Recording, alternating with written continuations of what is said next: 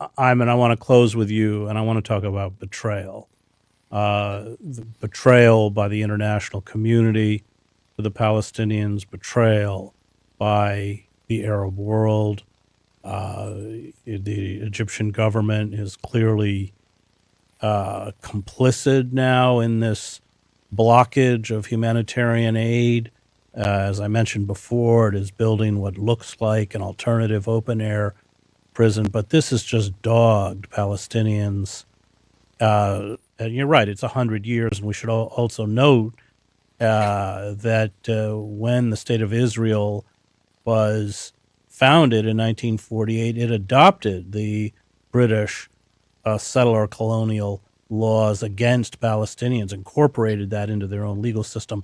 But let's talk about that sense of betrayal, and of course now we're watching the genocide in Gaza, and rhetorically, people are saying, even the White House will essentially say things that uh, attempt or appear to value Palestinian life while either at best doing nothing or, in the case of the United States, aiding and abetting the genocide itself. Yeah, thank you. Uh, yeah, I think there is a sense of deep betrayal from Arab countries, especially Egypt and other countries. And there's a sense also, but we need to differentiate between dictatorships, draconian governments like in Egypt and other areas, and also the people. The people, like I have been.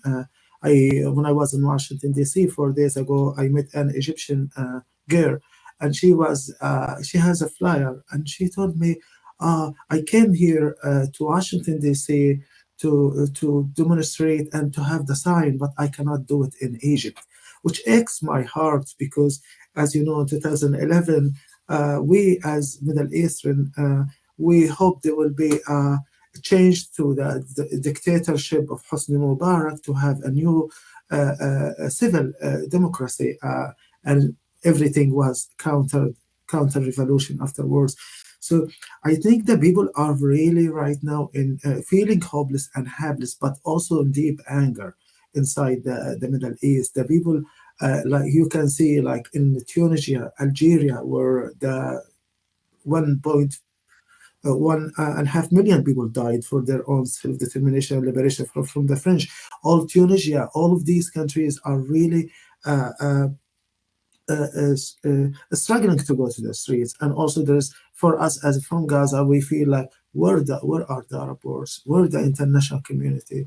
Where is the United States? Like the superpower? Where is Russia? Where is China? Like people from the streets writing on Facebook, where are they? They left us alone with Israel, the most well sophisticated army. I mean, in terms of weapons and tanks, we as in Gaza, we literally, some people think like we have tanks, we have jet fighters, we have gunboats, we have nothing. I mean, just for people to understand. So I think this genocide has changed everything for Palestinians, because we believed actually that the freedom in Palestine will entail three parts: 40% from us as Palestinian, like from inside, and 20 to 30% is the international pressure on Israel. And I believed in that time, like 10% will be from the Israeli left, like will come encouragement. And we have seen that with B'Tselem report about apartheid, and human rights organization 3 years ago, they started to say, oh, there is apartheid since Israel inception. But we have been, as indigenous people, we have lived it, and we have told them like it is a genocide, it is apartheid. We read also, we are not lawyers, but we lived it, we feel it. So so there is a sense of betrayal, but right now, I think what we are focusing on is to end the genocide. End the genocide, because if we can save one life, and that's why we joined the lawsuit. If we can save my mother life, or my father's life, or my cousins, my nieces, everyone is living in Gaza. I think right now in the genocide by whatever means possible. Like we go after President Biden of aiding and abetting genocide and being complicit in genocide, Austin and Blinken, and even any officials who put their hands actually to be killing and murdering without compunction or remorse or contrite, like 12,000 children. I remember in Srebrenica or like Sarajevo, it was 8,300 people who were murdered in that genocide. In Rwanda, 1994, 100,000 or 800,000 in 100 days. But we are in 5 months, we are talking about more than 30,000.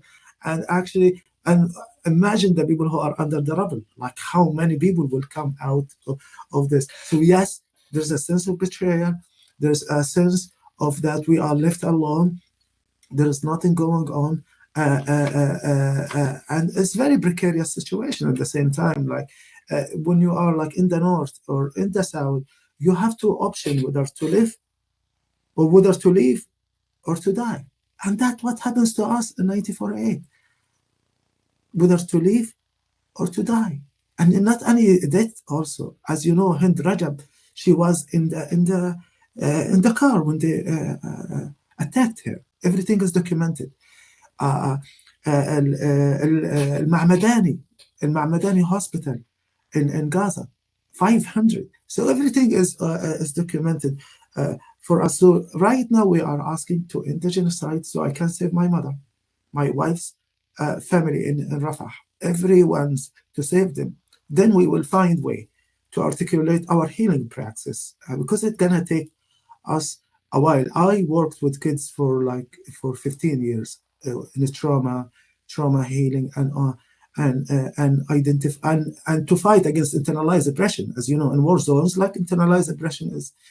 And this one will entail like a collective internationalist healing perspective or praxis to help heal that kind of trauma. While there's a betrayal from everyone, while there's a sense of hopelessness and helplessness, and guilt. I mean, honestly, Chris, I'm gonna share with you. Like yesterday, I broke my fast with my family, and then I have food guilt that I can eat, and I can provide food for my kids and my wife.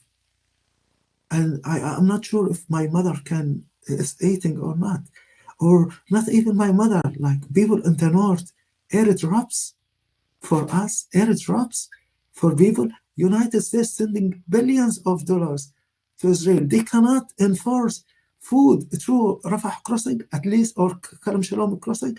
You send billions of dollars. Like it's just mind-boggling to me. I'm not a policy guy, but it just for me, it's just mind-boggling to see the power dynamics and to see it like in a broad daylight. Airdrops that goes for the people in the north.